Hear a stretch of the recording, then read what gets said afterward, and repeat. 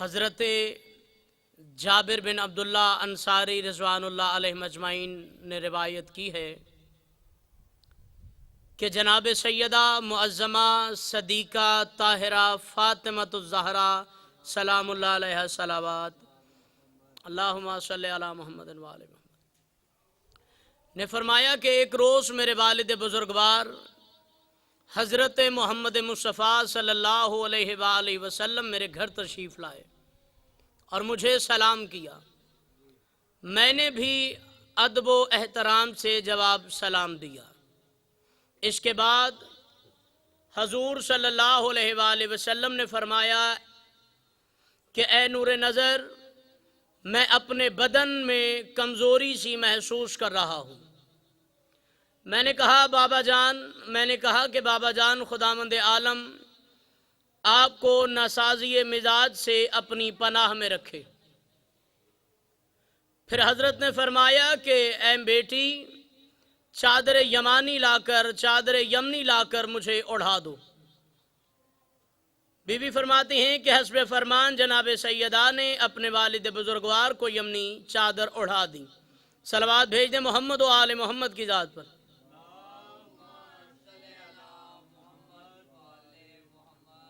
اور آپ کی طرف دیکھنے لگیں کہ آپ کا چہرہ مبارک نور سے اس طرح چمکنے لگا ہے گویا کہ 14ویں کا چاند ہے۔ جناب سیدہ سلام اللہ علیہ نے فرمایا ابھی ذرا سی دیر ہوئی تھی کہ ناگاہ میرا فرزند امام حسن علیہ السلام میرے پاس آ گیا اور مجھے مادر گرامی کہہ کر سلام کیا۔ میں نے جواب دیا، اے میرے نور نظر، اے میرے میوہ دل، خدا تمہیں زندہ و سلامت رکھے۔ صلوات اللہم صلی علی محمد و آل محمد وعجل فرجہم اجمعین۔ پھر حسن علیہ السلام نے عرض کی، اے امی جان، میں آپ کے پاس ایسی پاک و پاکیزہ خوشبو محسوس کر رہا ہوں گویا کہ وہ میرے جد بزرگوار جناب رسول خدا کی خوشبو ہے۔ میں نے کہا بے شک تمہارے نانا جان کسائے یمانی اوڑھے استراحت فرما رہے ہیں۔ پس جناب امام حسن علیہ السلام قریب گئے اور اپنے نانا جان کو ادب و احترام کے ساتھ سلام عرض کیا اور کہا، آیا مجھے اجازت ہے کہ میں آپ کے پاس اس کملی میں داخل ہو جاؤں؟ جناب رسول خدا نے دعائیں دی، اے میرے فرزند، اے میرے حوض کوثر کے مالک و مختار، میں نے تمہیں اجازت دی۔ صلوات۔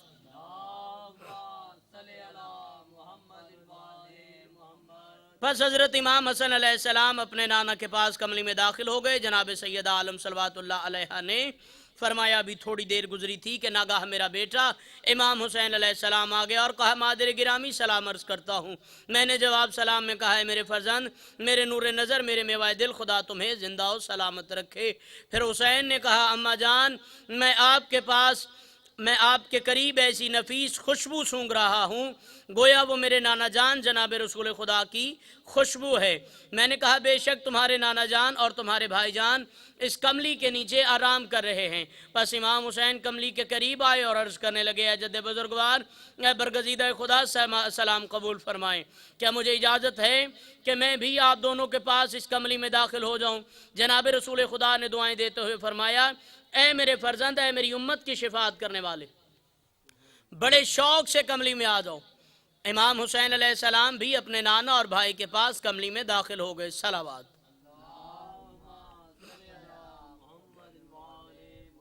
جناب سیدہ سلام اللہ علیہ نے فرمایا کہ ان کے فوراً بعد ہی ابو الحسن امیر المومنین علی ابن ابی طالب علیہ السلام تشریف لائے۔ صلوات بھیج دے محمد و آل محمد کی ذات۔ مجھے دختر رسول کہہ کر سلام کیا اور میں نے بھی ابو الحسن اور امیر المومنین سے خطاب کرتے ہوئے جواب سلام دیا۔ پھر امیر المومنین نے فرمایا، اے سیدہ، میں اس وقت تمہارے ہاں ابن جناب رسول خدا کی خوشبو جیسی خوشبو محسوس کر رہا ہوں۔ میں نے کہا بے شک میرے والد بزرگوار، ماں آپ کے دونوں فرزندوں کے اس کملی کے نیچے آرام فرما ہے۔ پس جناب امیر المومنین علی علیہ السلام کملی کے قریب آئے اور رسول خدا کو سلام عرض کرنے کے بعد کملی میں داخل ہونے کی اجازت طلب کی۔ جناب رسول خدا صلی اللہ علیہ وآلہ وسلم نے اخی وسیع خلیفہ اور صاحب لواء کے الفاظ سے نوازتے ہوئے جواب سلام دیا اور इजाज़त मरहमत फरमाई पर जनाब अमीर अलैहिस्सलाम भी कमली में दाखिल हो गए बावाज़ बुलंदतर सलावात।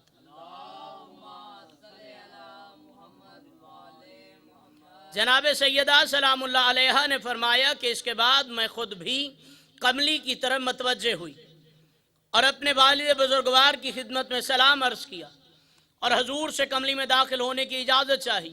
हजूर ने मुझे बेटी और पारे जिगर कहकर जवाब सलाम दिया और मुझे इजाज़त मरहमत फरमाई। बस मैं भी इन हजरात के साथ कमली में दाखिल हो गई। फिर जनाब सैयदा ने फरमाया जब हम सब इस तरह कमली में एक जगह जमा हो गए तो मेरे पदरे बुजुर्गवार रसूल खुदा सल्लल्लाहु अलैहि वसल्लम ने कमली के दोनों किनारों को पकड़कर अपने दाएं हाथ से आसमान की तरफ इशारा किया और फरमाया बारे इलाहा बस मेरे अहले बैत यही हैं, मेरे खासुल खास आदमी जिनका गोश्त मेरा गोश्त और जिनका खून मेरा खून है। जो इनको अजियत दे इसने मुझको अजियत दी, जो इन्हें रंजीदा खातिर करे उसने मुझे रंजीदा खातिर किया। मेरी उस शख्स से लड़ाई जो उनसे बरसरे जंग हो और मेरी उस शख्स से सुलह जिसकी इनसे सुलह हो। बाबाज़े बुलंदतर सलावात।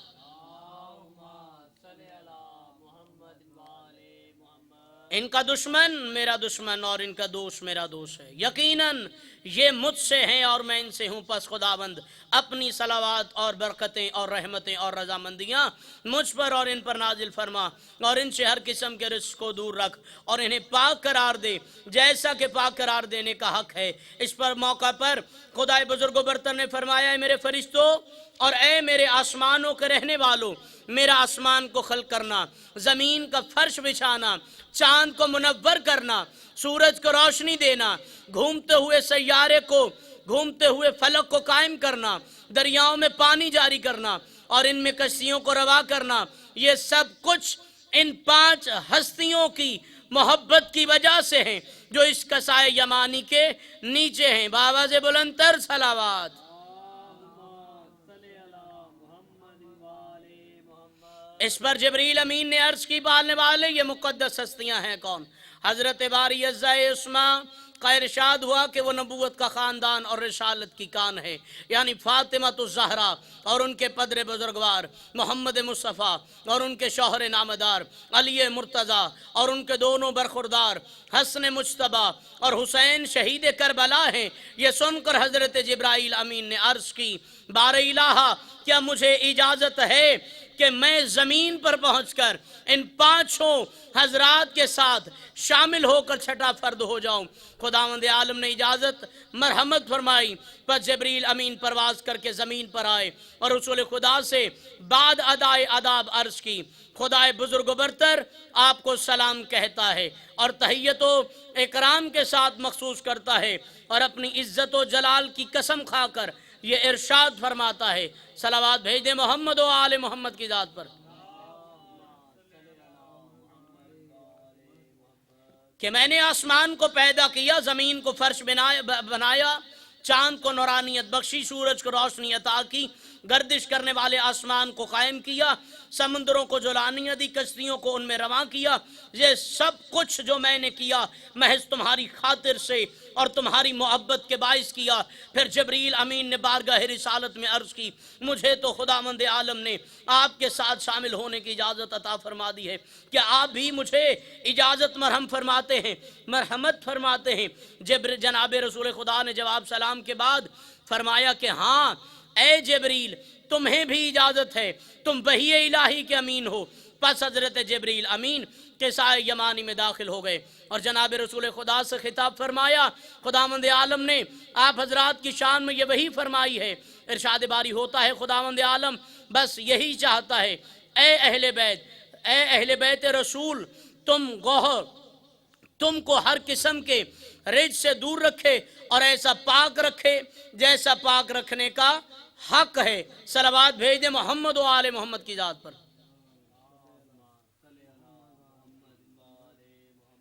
फिर जनाब सैयदा इरशाद फरमाती हैं कि अमीर अल मोमिनीन अली इब्न अबी तालिब ने मेरे वालिद माजिद से अर्ज़ किया रसूल खुदा मुझे ये तो बताइए कि हम सब का इस चादर यमानी के नीचे जमा होना خدائے بزرگ و برتر کے نزدیک کیا فضیلت رکھتا ہے۔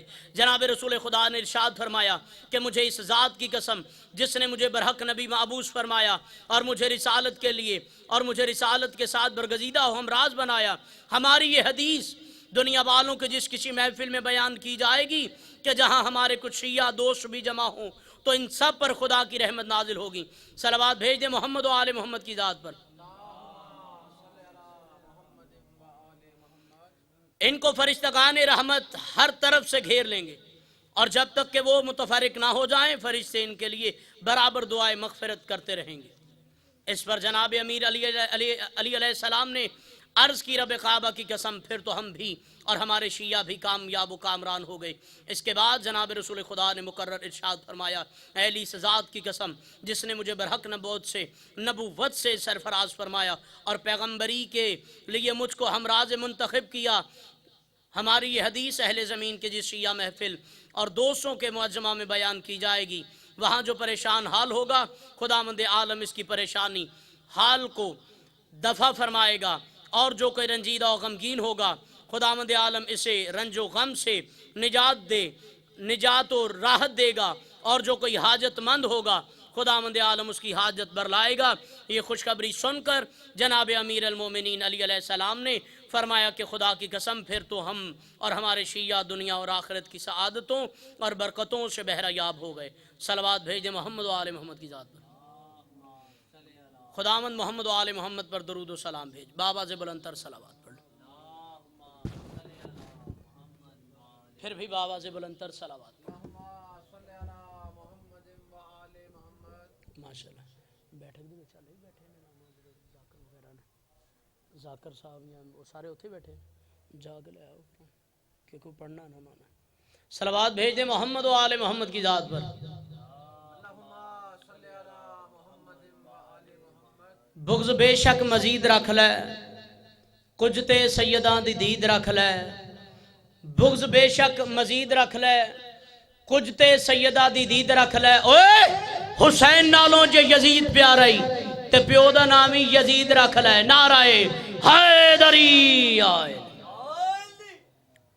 صلوات بھیج دے محمد و آل محمد کی ذات پر۔ پھر بھی باواز بلند تر صلوات۔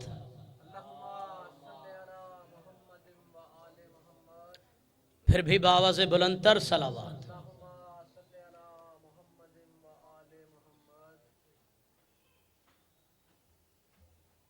پھر بھی باواز بلند تر صلوات۔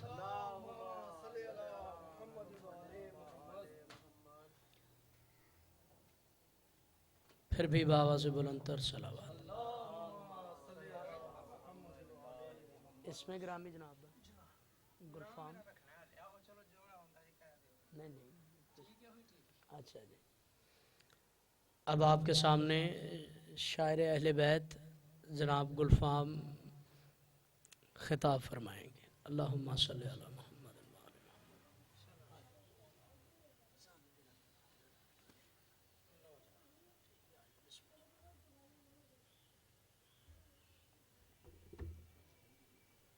تھوڑی ٹوپی شوپی بعد چ کام لینا چاہتے کو پھر وچ رکھ دیں لو اینڈ دی برام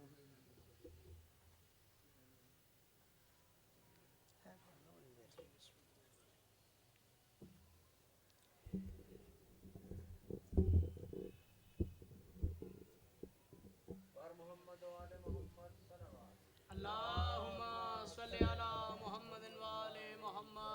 تاجیل ظہور امام زمانہ بآواز بلند صلوات۔ اللہم صلی علی محمد و آل محمد۔ نعرہ تکبیر اللہ اکبر، نعرہ تکبیر اللہ اکبر، نعرہ رسالت یا رسول اللہ، نعرہ رسالت یا رسول اللہ۔ نعرہ حیدر۔ انہوں نے آکھو آجو دو ترے دے جی نے انہوں نے کہا آجو تسی بھی آجو۔ حسینیت زندہ باد، یزیدیت مردہ باد، یزیدیت مردہ باد۔ محمد و آل محمد صلوات۔ اللہم صلی علی محمد و آل محمد۔ بسم اللہ الرحمن الرحیم۔ الحمدللہ رب العالمین، الصلاة والسلام علی رسولہ الامین شفیع المذنبین ابوالقاسم محمد والہ طیبین الطاہرین المعصومین المنتخبین المنتجبین ولعن اللہ علی اعدائہم اجمعین من یوم عداوتہم الی یوم الدین۔ قال رسول اللہ صلی اللہ علیہ وآلہ وسلم الفاطمہ تو انت ام ابیہا صلوات بر محمد وآلہ۔ اللہم صلی علی محمد وآل محمد۔ دعا ہے محمد وآل محمد کا خالق بھائی جان زبیر صاحب کے اس اہتمام کو شرف قبولیت بخش، الہی آمین۔ مالک بھائی کے رزق میں خیر و برکت نازل فرمائے۔ میرے مولا وہ گھر قائم کے آنے تک قائم رہیں جہاں جہاں مالکوں کا ذکر ہوتا ہے، الہی آمین۔ اس گھر میں کبھی تنگی محتاجی بیماری نہ آئے جہاں وارث کائنات بادشاہوں کا ذکر ہوتا ہے۔ بانیان کی دیگر دعاؤں کو مالک قبول و منظور فرمائے۔ عزت دار مومنین تشریف فرما ہو۔ ذاکر تو سب کی دعائیں نہیں جانتا، مگر وہ مالک تو دلوں کے حال جانتا ہے، دل کی دعائیں جانتا ہے۔ میرے مالک کچھ دعائیں تو ایسی بھی ہیں جو زباں پہ بھی نہیں آ سکتی، سب دعاؤں کو قبول و منظور فرما۔ الہی آمین۔ جتنے مومنین تشریف فرما ہیں، جتنے ہاتھ اٹھے ہوئے ہیں، سب کی دعاؤں کو قبول و منظور فرما۔ الہی آمین۔ چہلم میں مظلوم کربلا کے دن ہیں، پورے پاکستان میں، پوری کائنات میں جہاں جہاں مظلوم کا ذکر ہوتا ہے، ذکر کرنے والے، سننے والے، سنانے والے، سب کو اپنے حفظ و امان میں رکھ۔ اور تخصیص کے ساتھ دعا ہے میرے مالک، ملک پاکستان جو کلمے کی بنیاد پہ بنا ہے، اس میں تمام مسلمانوں میں آپس میں سلوک، اتفاق اور محبت میں اضافہ فرما۔ غیر ملکیوں کی شرپسندی کو مالک ناکام بنا۔ شیعہ سنیوں کے درمیان آپس میں سلوک، اتفاق اور محبت میں اضافہ فرما۔ ایک دعا میرا وظیفہ ہے شاہ جی، میرے مالک جو ہاتھ مظلوم کے ماتم کو اٹھتا ہے وہ کسی کمینے کے سامنے پھیلانا نہ پڑے۔ وارث کائنات بقیت اللہ سرکار قائم کے ظہور میں تعجیل ہو۔ دین بھی دین کا اصول بھی ہے، ماشاءاللہ۔ دین بھی دین کا اصول بھی ہے۔ وہ چونکہ آغاز مجلس ہے تو بھی میرے بھائی نے حدیث قصہ تلاوت کی ہے، وہیں سے میرا دل بن گیا ہے کہ میں اپنی جو ڈیوٹی ہے وہ عالمین کی مخدومہ کے نام کروں، کیونکہ پہلا پرسہ ہے آج کی اس مجلس کا، تو یہ مخدومہ کے نام پہ دین ہے، دین کا اصول بھی ہے، یہ نساء کے لیے رسول بھی ہے۔ دین بھی دین کا اصول بھی ہے، یہ نساء کے لیے رسول بھی ہے۔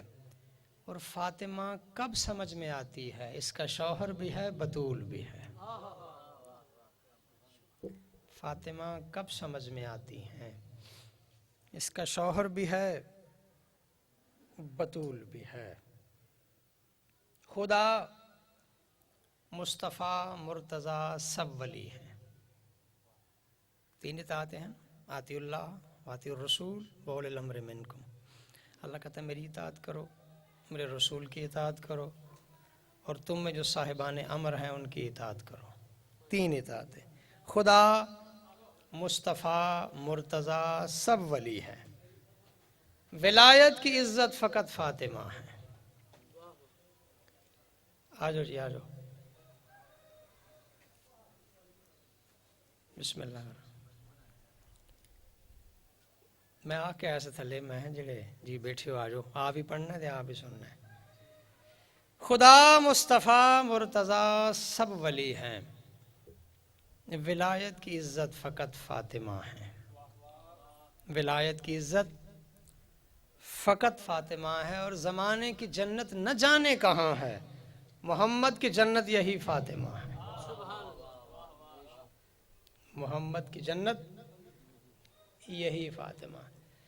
بھائی جان آپ کے ذمہ جو ڈیوٹی تھی نا وہ آپ نے بڑی خوبصورت لگائی، ماشاءاللہ اتنے خوبصورت قطعات لگے ہوئے ہیں، صف خاتم بچھا دی، ساؤنڈ سپیکر سب کچھ، ہر چیز آپ نے ریڈی کر دی۔ اس کے بعد آپ کی ڈیوٹی ختم. اس کے بعد یہاں فرش عذاب پہ چل کے اس نے آنا ہے جسے امام حسین علیہ السلام کی طرف سے اجازت ہوگی. ابھی عزیز میرے بھائی نے مجھے کتاب دکھا رہا تھا, یہ میں نے خود پڑھا بھی ہے. کتاب کا نام ہے القطرہ, لکھنے والے ہیں سید آیت اللہ احمد مستنبط. آجو بھائی جان, بسم اللہ.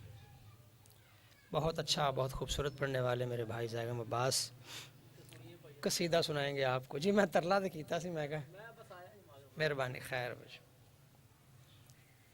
آیت اللہ احمد مستنبط, ان کی کتاب ہے القطرہ عربی میں, اس کا اردو ترجمہ بھی آ چکا ہے, اس کی پہلی جلد سے پڑھ رہا ہوں.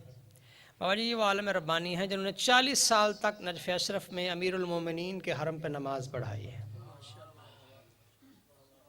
جی اچھا, 40 سال تک آیت اللہ احمد مستنبط کا عمل یہ تھا کہ فجر کی نماز پڑھاتے اندر چلے جاتے, حرم کے اندر سے دروازہ بند کر لیتے, طلوع آفتاب کے وقت اندر سے باہر آتے. 40 سال تک یہ عمل ہوتا رہا. لوگ پوچھتے رہے, کوئی وظیفہ, کوئی دعا, کوئی عمل, کوئی نماز, آپ اندر کیا کرتے ہیں؟ ساری زندگی نہیں بتایا. یہ صاحب کتاب کے بارے میں تعارف کراؤں, یہ کس علمی اور ادبی اور اعلیٰ پائے کی شخصیت ہے آیت اللہ احمد مستنبط. ساری زندگی نہیں بتایا, ٹال دیا. آخری وقت تھا, بستر مرگ پہ تھے آیت اللہ احمد مستنبط.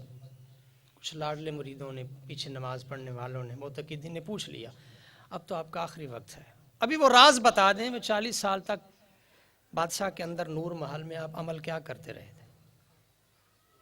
جی آیت اللہ فرماتے ہیں یاد رکھنا, فجر کی نماز پڑھ کے, تمہیں پڑھا کے, تاکہ بعد سے فارغ ہو کے اندر جا کے اپنی داڑھی کے ساتھ امیر المومنین کے اوپر پہ صفائی کرتا تھا. ان کی کتاب ہے القطرہ, اس کی پہلی جلد کا جو اردو ترجمہ ہوا ہے نا, وہاں سے لے کے بڑھ رہا ہوں. وہ فرماتے ہیں یاد رکھیے کہ پوری کائنات میں جہاں مظلوم کی مجلس ہوتی ہے, وہ یہاں ہو, حریم الطہار میں ہو, لوہیاں والا میں ہو, شہر میں, گلستان, کہیں جگہ ہو, پوری کائنات میں جہاں مظلوم کی مجلس ہوتی ہے, آسمان سے ملائکہ اتر کے اس مجلس میں بیٹھتے ہیں. اب شیعہ مذہب ہے نسبت کا, ایمان بالغیب پہ یقین رکھنے کا نام ہے. نسبت سے محمد, آل محمد کی مجلس نسبت ہے. ہر چیز تو بندہ دکھا نہیں سکتا. آسمان سے ملائکہ اتر کے وہاں بیٹھتے ہیں. اور مطلب جو فرشتہ ایک مرتبہ اس مجلس سے اٹھ کے واپس جاتا ہے نا, تو فرشتوں کی تعداد آپ کو پتہ ہے کروڑ ہا کروڑ, اور بہار سے بھی زیادہ ہوگی. دوبارہ اس فرشتے کی باری مجلس حسین میں آنے کے لیے آتی ہی کوئی نہیں. اچھا, اور جو فرشتہ یہاں سے اٹھ کے وہاں جاتا ہے, اس لیے میرے واسطے دعا کرے جائے. اکھاں وس پہ جس تو زیادہ قبولیت کی, میرے واسطے دعا کرے جائے. میں تھوڑے بچیاں دی جگہ ہوں, تھوڑے چھوٹے ویراں جگہ نوکر ہاں, میرے سے دعا کرو. جی زبیر صاحب میرے سے دی مجلس ہو گئی جی. جو فرشتہ یہاں سے اٹھ کے وہاں جاتا ہے نا, دوسرے فرشتے قریب آ کے اس کی خوشبو سونگھتے ہیں. ایسا ہی آپ کے پاس جو کتاب ہے اس میں بھی یہی لفظ ہے جو میں نے پڑھا, اس میں لفظ ہے. دوسرے فرشتے قریب آ کے اس کی خوشبو سونگھتے ہیں اور پوچھتے ہیں یہ خوشبو جنت میں نہیں, تم کہاں گئے تھے؟ وہ کہتا ہے میں زمین پہ حسین کی مجلس میں گیا تھا. بسم اللہ. یہ میں خوشبو وہاں سے لے کے آیا. فرماتے ہیں اچھا مہربانی کرو, ہم وہاں تک لے چلو. وہ کہتے ہیں مجلس تو ختم ہو گئی. مجلس تو ختم ہو گئی, دریا سمیٹ دی زبیر صاحب نے, مجلس ختم ہو گئی. ساؤنڈ والا ساؤنڈ لے کے چلا گیا, ذاکرین چلے گئے, مومنین چلے گئے. وہ کہتے ہیں چلو چلے گئے تو کوئی بات نہیں, جس جگہ, جس چھت پہ, جس بارگاہ میں, جس چوک میں, جس آنگن میں مظلوم کا ذکر ہوتا ہے, ہم وہاں بیٹھ کے آل محمد کا ذکر کریں گے. صورتحال بڑی تیزی کے ساتھ انحطاط کی طرف ہے. مجلس امام حسین علیہ السلام کو ہمارے بڑے بوڑھے مر گئے, اپنے دادا کی گود میں مجلس امام حسین بچپن میں جایا کرتا تھا. اب صورتحال بڑی بدل گئی ہے. اب پہلا آپ سے کسی کو فون کرے نا میرے گھر مجلس سے, پہلا سوال یہی کرتا ہے کون کون پڑھنے والا ہے, کس کس نے آنا ہے. بھائی کوئی آئے نہ آئے, وہ تو آتے ہیں جن کا ذکر ہوتا ہے. تمہیں کسی ذاکر سے کیا غرض؟ ذاکر شہر کے ہیں, شہر کے باہر ہیں. بھائی یہ سارے ذاکر جو آج پڑھنے والے ہیں یہ شہر کے ہیں, لیکن مجھے یقین پورا ہے یہ سارے کے سارے ہے گجراں والا کے ذکر مدینے والوں کا کریں گے. اپنے گھر کی کوئی بات نہیں کرے گا، یہ سارے مولا کا ذکر کریں گے۔ اچھا، اس مجلس حسین میں چل کے آئیں گلفام، کوئی اور فائدہ بھی، فرشتے تو آتے ہیں، کوئی اور فائدہ بھی، جن کی مجلس ہے وہ کیا کہتے ہیں؟ وہ فرماتے ہیں ارشاد نبی ہے کہ مددگار ہیں میرے، فرماتے ہیں حیدر کے یہ حبدار ہیں میرے، حضرت کا سخن ہے کہ عزادار ہیں میرے، میں ان کا ہو طالب یہ طلبگار ہیں میرے، میں ان کا ہوں طالب یہ طلبگار ہیں میرے۔ بادشاہ فرماتے یاد رکھے شیعہ جہاں جہاں تک میری آواز، یہ سین سے سنی ہے، شین سے شیعہ ہے، حسین کے ممبر پہ کھڑا ہوں، یہ محبت تقسیم کرنے والا ہے۔ شیعہ سنی دونوں اسلام کے دو بازو ہیں، اسلام کے دو قدم ہیں، انہی قدموں پہ چل کے اسلام یہاں تک پہنچا ہے۔ جو ان دونوں کے درمیان جھگڑا کرائے، نہ وہ سنی ہے نہ وہ شیعہ ہے۔ حسین سب کا سانجا ہے، حسین کے بغیر نہ سنی کا گزارا ہے نہ شیعہ کا گزارا ہے۔ علی کو پہلا خلیفہ نہ مانے تو شیعہ نہیں رہتا، چوتھا نہ مانے تو سنی نہیں رہتا۔ جی یہ کس نے جھگڑا کروانے کے بعد؟ ہاں 14 صدیوں سے ایک موقف ہے، میرا اپنا موقف ہے، آپ کا اپنا موقف۔ جھگڑا خطیب اس وقت کرواتا ہے جب وہ کتاب نہیں پڑھتا، اپنی طرف سے کچھ باتیں کہتا ہے، دونوں گھروں کو لڑوا دیتا ہے۔ 14 صدیاں ہو گئی، میرا ایک موقف ہے خلافت پہ، میرا ایک موقف ہے فدق پہ، وہ بیان کر رہا ہوں۔ میرے علماء کرتے کرتے قبروں میں چلے گئے، واعظین کرتے کرتے چلے گئے، میں بھی کروں گا وہ ذکر، میں اپنے موقف پہ قائم ہوں، لیکن بات اس طرح سے کرنی کسی کا دل نہیں دکھانا، کسی کا راہبر کو برا کیوں کہیں، کسی کو جھوٹے خدا کو بھی جھوٹا کہیں گے تو آپ کو سچے خدا کو کہنے پہ ایک مرتبہ سوچے گا ضرور۔